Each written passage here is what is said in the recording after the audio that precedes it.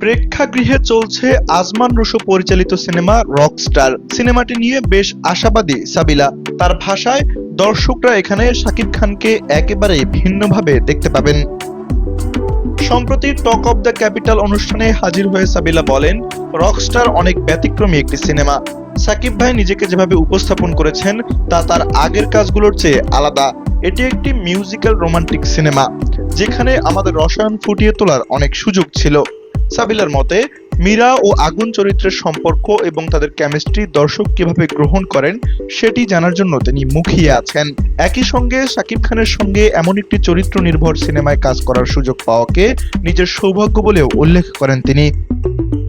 গেল ঈদুল আজহায় তাণ্ডব, এরপর ঈদুল ফিতরে বনলতা এক্সপ্রেস এবং এবার ঈদুল আজহায় রকস্টার। টানা ৩ ঈদে মুক্তি পেল সাবিলা নূরের ৩টি সিনেমা।